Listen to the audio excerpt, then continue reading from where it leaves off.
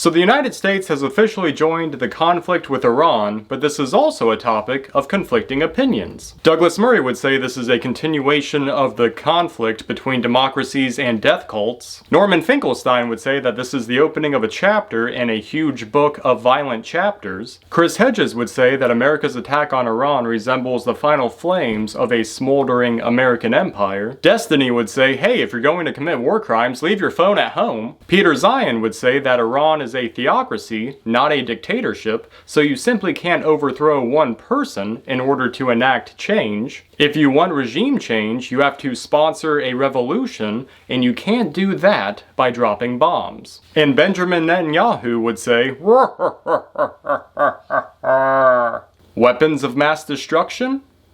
I have those. So this will be the second video on this topic, looking at this conflict in modern day and looking at the last few years. Definitely check out part 1, which contains an incredibly brief historical recap of these two nations, Israel and Iran, along with US involvement in the region. Like and subscribe if you like the vibe, check out the Patreon account down below, and check out some of the other videos we have talking about protest music, reviewing protest music. Leave a comment down below about what you think of this topic, what are some good sources that you use to stay informed on such matters. Let me know if I missed anything of importance, if there's anything you want to add. And definitely cite your sources if you can, because I would love to check them out. Because I'm only as good as my personal experience and the quality of my information sources, and I'm still learning, so here we go! Super quick side note to say that when criticizing governments, their actions, and their lies, you should reserve your criticism for such entities instead of general hatred for entire communities. Just because the Israeli government is and has been committing atrocities, that doesn't mean that you can take it out on the Jewish people as a whole. Likewise, just because Muslim extremists are and have been committing atrocities, that doesn't mean you should fear or shun the entire Muslim population. At the end of the day, most people are just normal people like you and me. They're just trying to get by, they're just trying to live their lives, so just let them be. Now for this video, we are invoking the entire geopolitical wing of my sources catalog, so we have Ian Bremmer, Peter Zion, Warfronts, and a bunch of others. Again, links will be in the description. With that being said, this time around, let's start with Iran and the first Trump presidency, which of course brought an end to the Joint Comprehensive Plan of Action, or JCPA, also known as the Iran nuclear deal, which was made under Obama, which Trump withdrew from in his first term, presumably to make a better deal, but he never did, so here we are. It's the art of the deal, or the art of war, or the art of reality TV turned politics. But who even knows anymore, really? So the Iran nuclear deal was actually relatively successful based on the International Atomic Energy Agency. It removed sanctions on the country in return for the removal of uranium, centrifuges, equipment capability, and it opened their supply chains to inspections. But once that deal was no longer in effect, enrichment went up to 60% in the Biden years. Now it's worth mentioning that Iran's military is not necessarily an offensive force. It's more geared towards internal population control, curtailing dissent, thwarting protesters. Among its population of 92 million people, numbers supplied by Tucker Carlson. Fuck you, Ted Cruz. And fuck you too, Tucker Carlson, for lying about the 2020 election so egregiously that Fox News was sued for defamation by Dominion Voting Systems, which they settled in court to the tune of $787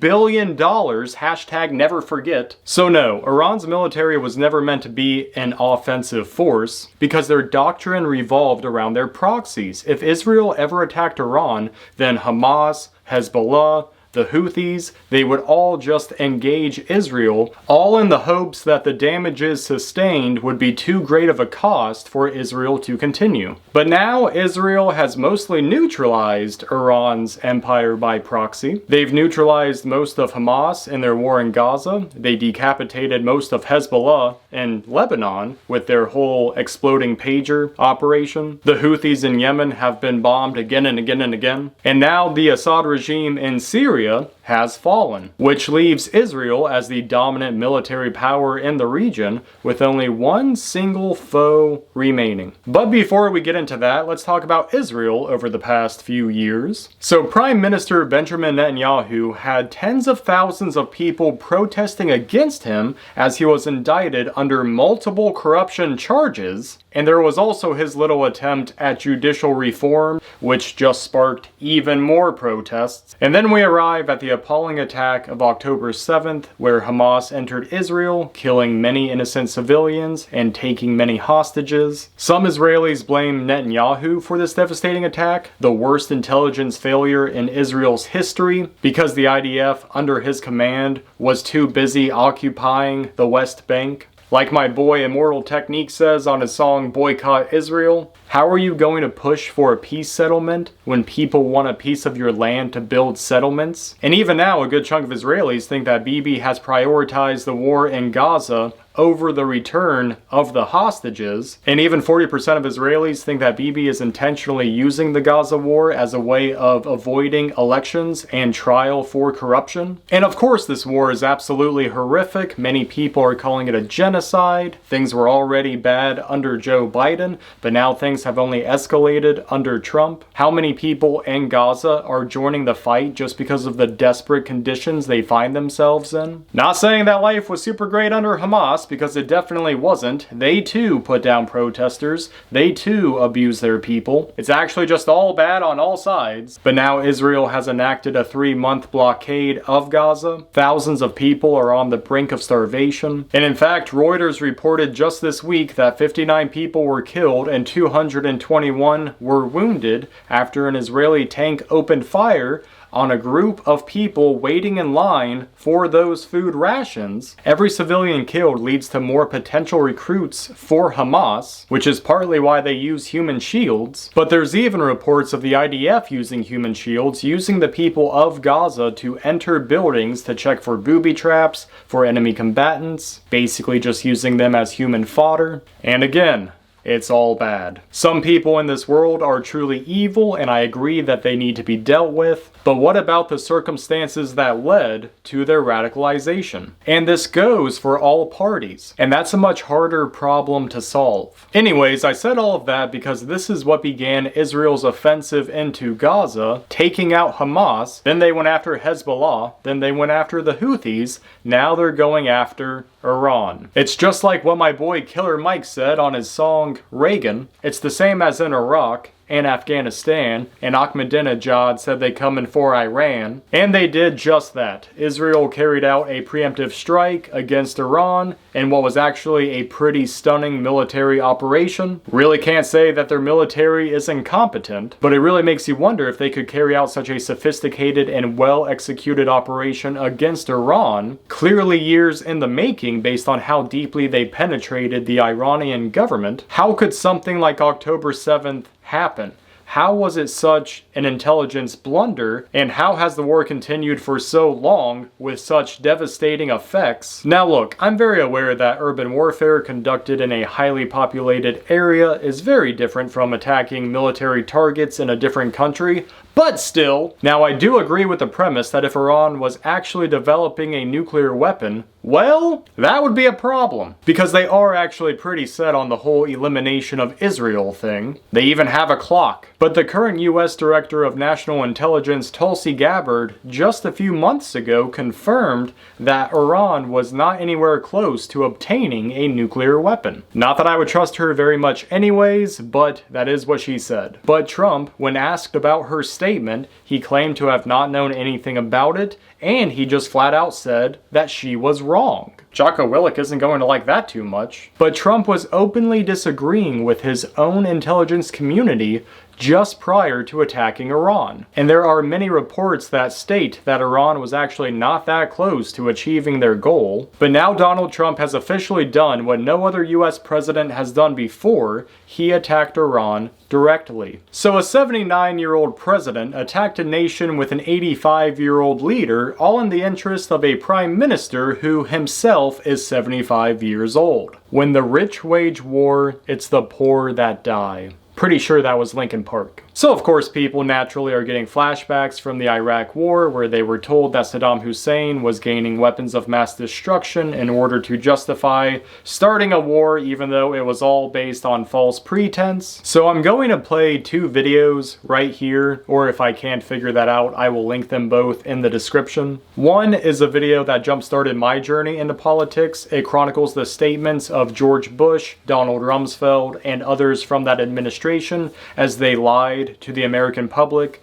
about the Iraq War. The other is a compilation from The Daily Show, displaying all the different times throughout the decades that Benjamin Netanyahu was talking about Iran and how close they were to gaining a nuclear weapon. These two videos definitely have the same energy. Go see for yourself. But now that the US has officially attacked Iran, at time of filming at least, literally nobody knows what the damage assessment is of these nuclear facilities. But ask yourself this: what are the victory conditions? How do we avoid mission creep? Is this partially deflecting from the war in Gaza? If regime change is the ultimate goal, and it definitely seems like the ultimate goal, what does that really look like? How do you avoid someone even more hostile becoming the next leader of Iran? Sure, the majority of people in Iran do not agree with the government, but does that really mean that we would be greeted as liberators, like they told us we would be in Iraq and Afghanistan? That the oil revenues would pay for reconstruction and we would have a Western-style democracy? But of course, this is not Iraq. This is actually a very different set of circumstances. Iran's allies have all but abandoned them at time of filming, and the country itself is really not as strong as we were expecting based on the fact that Israel dominates the skies. So Iran is definitely isolated. This is not going to turn into World War III.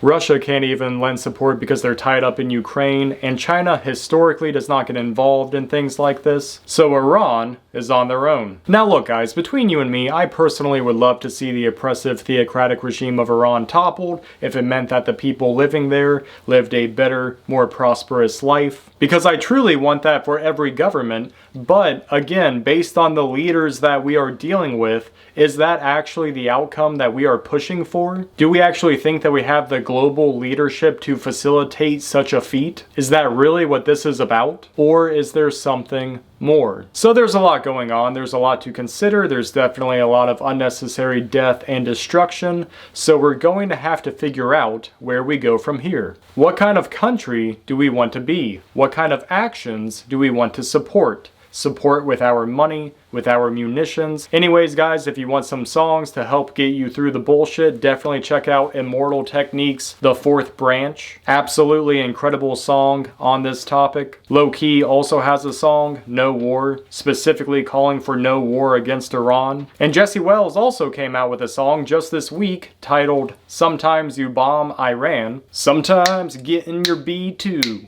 and go bomb Iran. Sometimes you get in your B2, and it's all part of God's plan, no. But again guys, let me know what you're thinking on this topic. Do you agree with my assessment? Do you want to add anything? Is there anything that I got wrong? Definitely let me know in the comments down below, along with some cited sources, because again, I am only as good as my sources, as my information stream, my information bubble. I try to be open with that. So let me know what your information stream is saying, and I'll check it out. Definitely check out our other videos, again talking about protest music, reviewing all of these albums. Like and subscribe if you like the vibe, and check out the Patreon account for exclusive videos if you would like to support the channel further. And until then guys, stay well, stay safe, stay informed, and we will see you on the next video. Later.